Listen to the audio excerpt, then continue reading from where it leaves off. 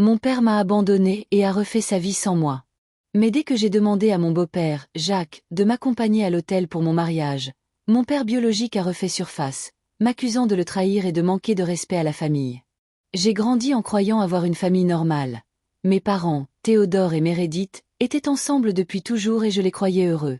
Mon enfance était ordinaire. Rien ne laissait présager les problèmes sous-jacents. Tout a basculé à mes 14 ans. Un soir, ma mère m'a annoncé qu'elle et mon père divorçaient, et j'ai eu l'impression que mon monde s'écroulait. Mon père n'a donné aucune explication, se contentant de répéter qu'ils s'étaient éloignés l'un de l'autre, ce qui m'a laissé perplexe car, pour moi, ils avaient toujours été simplement maman et papa. Quelques mois après le divorce, ma mère m'a présenté Jacques, son nouveau petit ami, dont j'allais bientôt apprendre qu'il faisait partie de sa vie avant même le divorce.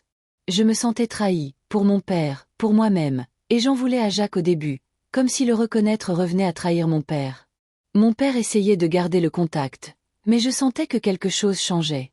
Il s'est éloigné, ses appels et ses messages se sont faits plus courts, ses projets annulés, et dès que j'évoquais ma mère, il se fermait complètement.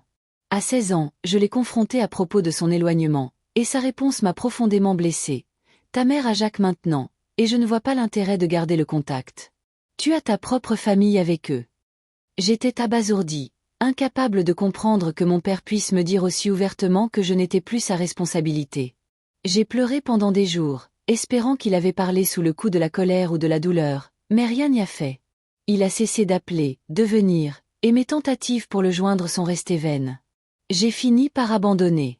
Pendant ce temps, ma mère et Jacques ont construit leur vie ensemble, et avec le temps, j'ai compris que Jacques ne remplaçait pas mon père.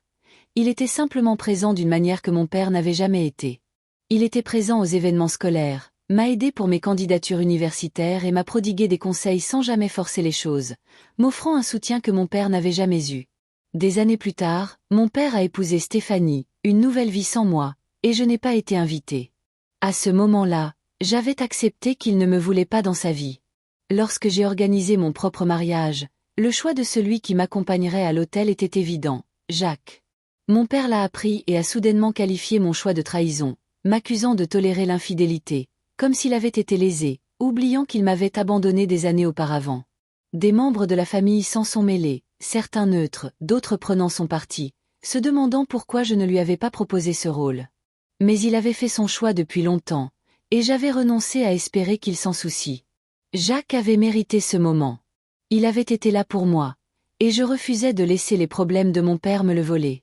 Malgré ses tentatives pour me faire passer pour la méchante, je suis restée ferme, expliquant que mon père m'avait abandonné le premier, que j'avais passé des années à l'attendre, et que maintenant je choisissais celui qui avait réellement été là.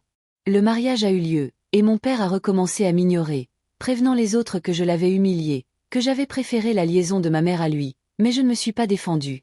Je me suis concentrée sur les personnes qui m'avaient réellement soutenue, connaissant la vérité de mon expérience. Avec le temps, j'ai compris que l'absence de mon père reflétait son incapacité à s'occuper de moi, et non ma valeur. En grandissant, je n'avais jamais vraiment compris à quel point il avait été négligent affectivement envers ma mère. Elle travaillait sans relâche pour maintenir la famille unie, tandis que lui restait distant, froid et indifférent. Jacques n'a pas remplacé mon père dans le cœur de ma mère, mais il lui a apporté le soutien dont elle avait besoin, le respect qui lui avait été refusé, et avec le temps, j'ai compris que ses choix étaient une question de survie et de respect de soi. Mon père ne m'avait jamais offert la reconnaissance ni l'amour que je recherchais, et j'ai compris que je n'avais plus besoin de son approbation. Je me suis concentrée sur moi-même, mon mari et les personnes qui se souciaient réellement de moi. Après le mariage, mon père a tenté de reprendre contact avec moi par de courts messages, mais je n'ai pas répondu.